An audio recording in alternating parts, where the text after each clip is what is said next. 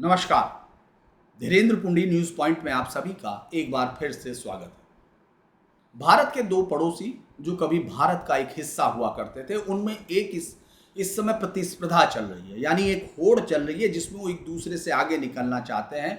और वो होड़ है कि दोनों में से कौन भारत का ज्यादा और गहरा नुकसान पहुंचा सकता है। कुछ समय तक आपको पाकिस्तान अकेला दिख रहा था, जो भारत को तोड़ने में लगा हुआ था। उसके आतंकी संगठन, उसके तमाम जितनी भी रणनीतिक कवायदें हैं, वो पूरी तरह से भारत के खिलाफ थी। लेकिन जब से शेख हसीना वाजिद का तख्ता पलटा है बांग्लादेश में, बांग्लादेश इसमें पाकिस्तान से आगे निकलता हुआ दिख रहा है। वहां रोज नए नए भारत विरोधी बयान आते हैं, भारत विरोधी कार्रवाइयां दिखती हैं। लेकिन अब तो एक नया खतरा है। भारत के कुछ राज्यों को तोड़ने की जो कहानी मोहम्मद यूनुस से आपने देखा, जब वो चीन के दौरे पर था, उसने जो एक नया प्रस्ताव दिया था लैंड लॉक, यानी नॉर्थ ईस्ट के राज्यों को समुद्र की पहचान के लिए, अपना रास्ता देने के लिए, और ये इसमें चीन के साथ मदद मांगते हुए दिख रहे थे। यानी एक तरह से भारत की जो 7 सिस्टर्स है उनको काट के बांग्लादेश के साथ जोड़ने का एक जो मोटा मोटी सपना था वो दिखाई दे रहा था। लेकिन अब ये बात जो है माफ कीजिएगा, गंभीरता के साथ दिखी, क्योंकि भारत के विदेश मंत्री एस जयशंकर ने भारत की संसद को बताया है कि बांग्लादेश में अभी हाल ही में ढाका विश्वविद्यालय को आप जान लीजिए कि वो बांग्लादेश की सबसे बड़ी यूनिवर्सिटी है, और बांग्लादेश बनने का जो सपना है वो उसी यूनिवर्सिटी की कोख से निकला। जो भाषाई आंदोलन कहा गया था वो उसी की कोख से निकला। और आज जो मुस्लिम कट्टरपंथ की सबसे बड़ी लहर बांग्लादेश में दिखाई दे रही है, वो भी उसी के गर्भ से पैदा होकर आई है। तो इस वक्त वहां एक प्रदर्शनी हुई 14 अप्रैल 2025 को, और वहां एक संगठन ने बाकायदा मैप लगाया। इस संगठन पर भारत की वैसे भी नजर है, वो है सल्तनत बांग्ला, यानी बंगाल की सल्तनत, इसके नाम से एक था। और उसने ग्रेटर बांग्लादेश का एक मैप लगाया उस प्रदर्शनी में, जिस मैप में भारत के कई राज्यों को, यानी मेघालय है, त्रिपुरा है, कुछ हिस्सा असम का, इस तरह के कई राज्यों को उन्होंने एक मैप के तौर पर पेश किया कि किस तरह से वो भारत के राज्यों को लेकर तोड़कर एक नया ग्रेटर बांग्ला, और उसके लिए सल्तनत बांग्ला की सपने की बात की गई। उस पर भारत के जो विदेश मंत्री हैं उन्होंने उस पर पूरी तरह से एक बयान दिया। उन्होंने बताया भी कि ये क्या था। उन्होंने कहा कि हम बांग्लादेश की स्थिति को गंभीरता से देख रहे हैं। कुछ तत्व जिनका विदेशी संगठनों से संबंध है, भारत विरोधी भावना भड़काने की कोशिश कर रहे हैं।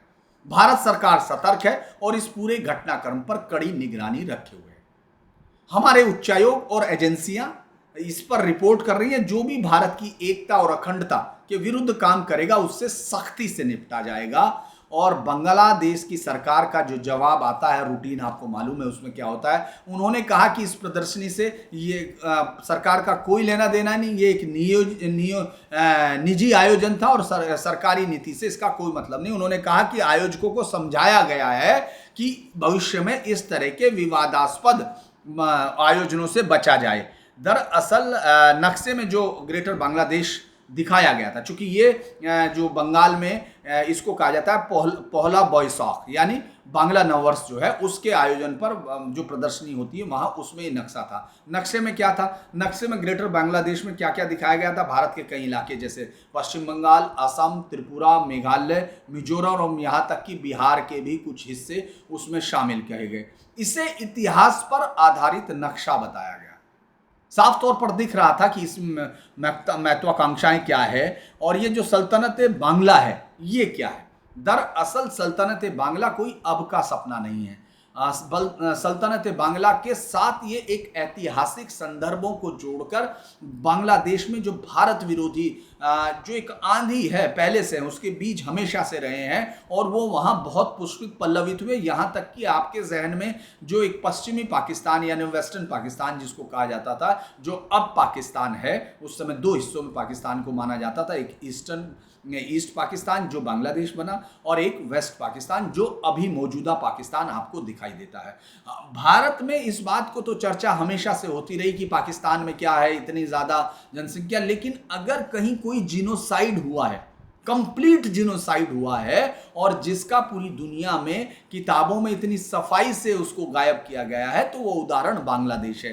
पहले हम सल्तनत बांग्लादेश पर बात करेंगे और फिर बताएंगे कि आखिर ये क्यों हुआ, मतलब क्यों आपकी आंख के सामने से ये साफ किया गया। दरअसल बंगाल के मध्यकालीन इतिहास में सल्तनत बंगाल का जिक्र शमसुद्दीन इलियास शाह और हुसैन शाह जैसे सुल्तानों से शुरू होता है और इन सारे सुल्तानों के वक्त ये माना गया कि उन्होंने उड़ीसा जैसे जगह पर उन राजाओं से, जो हिंदू राजा होते थे, ये उनके उसमें था कि वो उनसे जमीनें छुड़वा के वहां भी तमाम मंदिरों को ध्वस्त करके एक मस्जिद बनाकर एक शरिया आधारित स्टेट बनाएंगे। वो लगातार उस समय तक चलता रहा।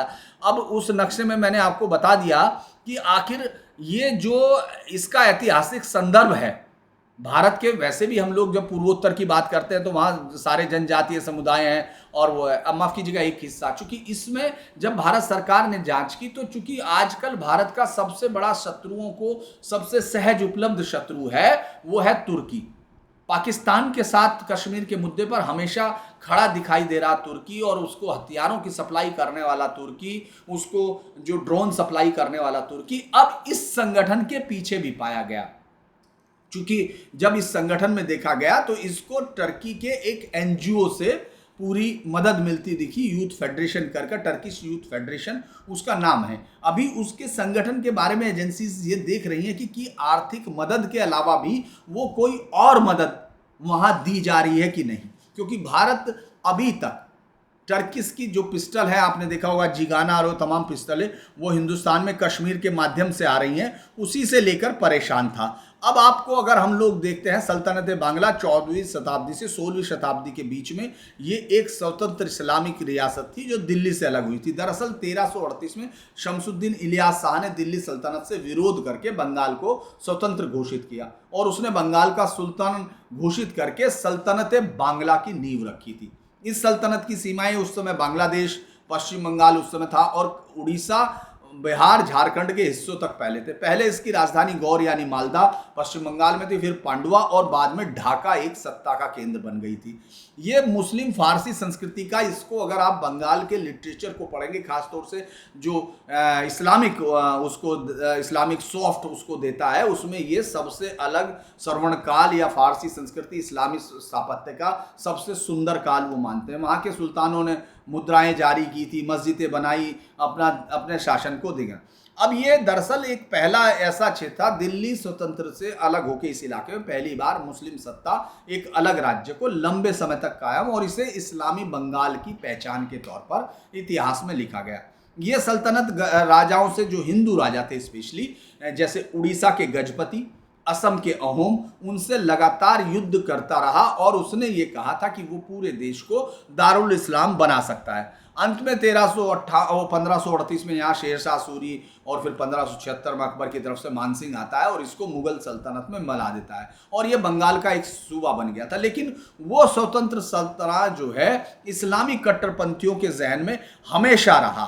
तो जब कोई ये कहता है कि सल्तनत बांग्ला की बात कर रहा है तो वो सिर्फ एक कोई पुराने एक महान शासन की बात नहीं कर रहा, वो उस शासन की बात कर रहा है जहां किसी भी गैर इस्लामी पर जो अत्याचार है उनका कोई कंट्रोल नहीं है था उसके बाद। और ये कोई मतलब जो हम लोग अगर इस पे देखें कि ये कोई पहली बार कही गई नहीं थी, क्योंकि बंगाल की अगर पहली बार बंगाल में चूंकि अगर पाल वंश से लेते हैं तो बंगाल की सभ्यता एक बहुत अद्भुत हिंदू सभ्यता का उदाहरण हुआ करती थी, जहां अब आपको उसके अवशेष दिखाई नहीं देते हैं। मतलब पश्चिम बंगाल में जरूर हम लोगों बंगाल है वो तो है, लेकिन अगर हम बांग्लादेश की बात करते हैं जो कभी बौद्ध, पहले हिंदू और फिर बौद्ध सभ्यताओं का केंद्र रही, पाल वंश 8 से 12वीं शताब्दी तक रहा और फिर सेन वंश यानी 13वीं शताब्दी तक, 11वीं से सेन। इस दौरान वहाँ महास्थानगढ़, पूरी पीठ, धामराई, कमलापुर, ये तमाम वो थे जिनके आज आप नाम इतिहास में नहीं देखते हैं।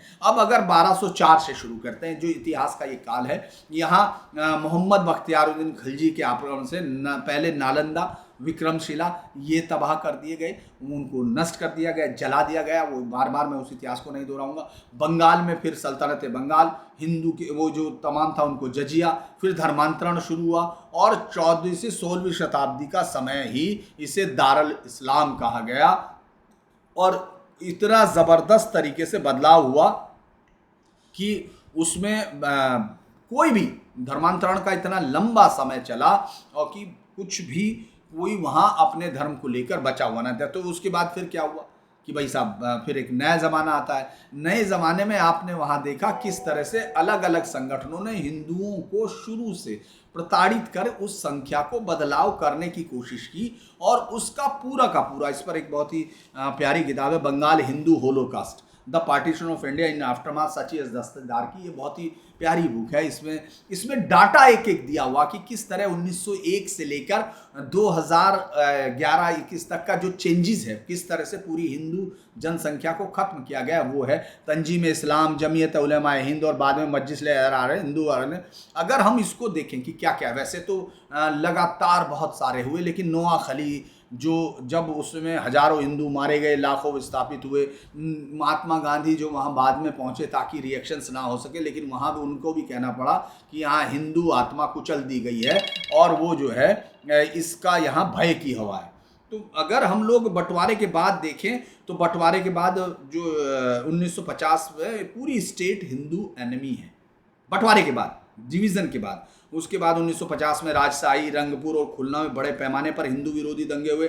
एनिमी प्रॉपर्टी एक्ट 1965 में हुआ जिसमें तमाम हिंदुओं की संपत्तियों को कब्जा कर दिया जाता था। और ये जान लीजिए कि ये शेख हसीना या शेख मुजीबुर रहमान ने इसको ख़त्म नहीं किया। ये कानून आज भी वेस्टेड प्रॉपर्टी एक्ट के नाम से है जो सिर्फ हिंदुओं के खिलाफ होता है। 1971 के मुक्ति संग्राम के दौरान सेना, रजाकार, अल बद्र, अल शम्स जैसे कट्टरपंथी 3 लाख से ज़्यादा हिंदुओं का नरसंहार किया था। बांग्लादेश बनने के बाद 1971 में 22% हिंदू जनसंख्या थी जो 2021 में 7% से भी कम हो चुकी। तो दरअसल ये नैरेटिव, अब मैं चूंकि इसको बहुत छोटा सा किए कि ऐसा क्यों हुआ कि इतने ज़्यादा, यानी जब पैगंबर मोहम्मद साहब का जो बाल हजरत बल से गायब हुआ जो 1962-63 की घटना है, उस वक्त भी पूर्वी पाकिस्तान के अंदर इतने बड़े दंगे हुए, हिंदुओं के घर जलाए गए, मास लेवल पर उनका स्लॉटर किया गया, उनके कन्वर्जन हुए, औरतों के साथ रेप की बहुत लंबी हुई उस वक्त। जबकि आप ये सोच नहीं सकते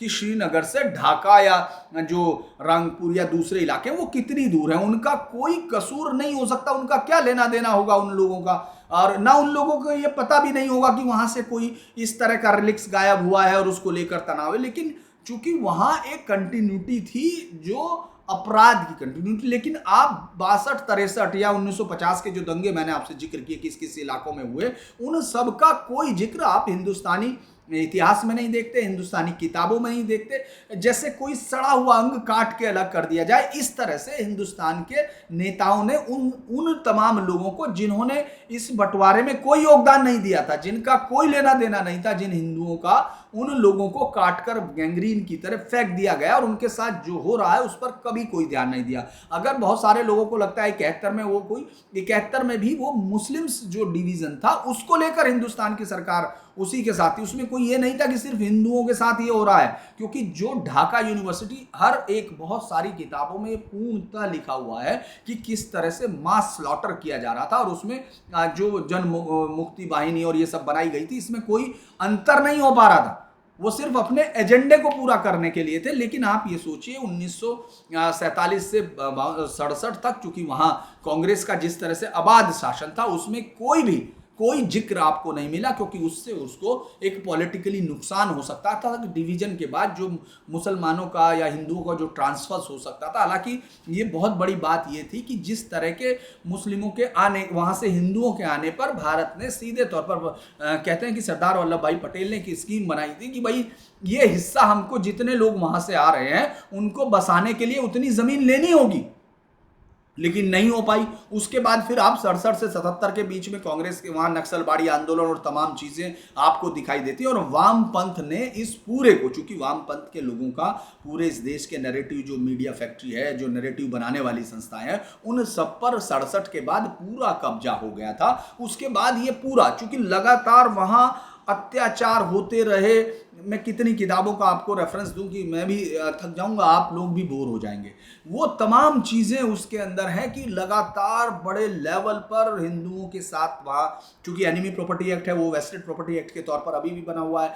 उसके बाद रेप और वो सब कहानियाँ लिखकर ही तो वहाँ से भागना पड़ा तस्लीमा नसरीन को लज्जा लिखने से। उसके बाद हर एक घटना जो भी हिंदुस्तान में हो रही थी उसका असर वहाँ हिंदुओं पर हो रहा था। हिंदू वहाँ से किसी तरह एकदम गायब होते रहे। चूँकि मैं बहुत ज़्यादा तो नहीं कहूँगा, लेकिन ये जो दस्तीदार साहब ने एक वो लाइन लिखी है कि कहाँ गए मेरे लोग, ये बड़ी अपने आप में वो है कि वो बंगाल के लोग चले कहाँ गए, वो जो बंगाल में थे हिंदू वो कहाँ चले गए। ये सब उन्होंने अपनी किताब में लिखा है कि किस तरह से पूरा का पूरा डिवीज़न हुआ। खैर मैं उस पर बहुत ज़्यादा फिर चला जाएगा, लेकिन उसके बाद तो फिर वो चूंकि मुस्लिम वोट बैंक बन चुका था और उसके बाद हिंदुओं की हर आह को काट दिया गया। बांग्लादेश में होने वाले हर हिंदू विरोध की सारी खबरें सिर्फ इसलिए, पहले शेख मुजीबुर रहमान हमारे दोस्त हैं, फिर खालिदा जिया के पति इरशाद, उनसे सबसे ना बिगड़ जाए क्योंकि वहाँ तो इस्लामिक वो जो आर्मी का कब्जा पहले से हो चुका था और ये इस्लाम की अवधारणा के मुताबिक था। वहाँ कोई ये अलग बात नहीं थी क्योंकि लोकतंत्र वहाँ डेमोक्रेसी एक बड़ी अजनबी सी भाषा है जिसको आप नहीं देख सकते, इसीलिए वो उसको भी इसी तरह कन्वर्ट करते हैं जिस तरह से। चूंकि शेख मुजीबुर रहमान महज 5 साल में अपने परिवार सहित 27 लोगों को काट दिया गया था। जूनियर ऑफिसर्स ने उसको कमांड किया था, फिर उसके बाद आप देख रहे हैं फिर 87 में हुआ, कंटिन्यू वहाँ ये चलता हुआ दिखता है। लेकिन जो हिंदुओं के कत्ल और इस जेनोसाइड को कभी भी हिंदुस्तान में डिस्कस नहीं किया गया। 2014 में एक किताब आई थी ब्लड टेलीग्राम, उसमें बताया गया अलग अलग चीज़ें, और अब कुछ किताबें आई हैं जैसे ब्लड आइलैंड, ये इस तरह की बहुत सारी किताबें आई हैं। लेकिन आप ये सोचिए कि ये इतिहास आपसे छुपाया क्यों गया? आप में से इसके कितने इतिहास को जानते हैं? मैं बहुत सारी चीज़ें तो नहीं कह सकता, लेकिन फिर भी एक बात माफ़ कीजिएगा, फिर मुझे लगता है लंबा हो जाएगा वीडियो, फिर उसको किसी और उसमें जारी करेंगे। आज के लिए इतना ही। अगर आपको ये वीडियो अच्छा लगे तो इसको लाइक कीजिए, सब्सक्राइब कीजिए, शेयर कीजिए। नमस्कार।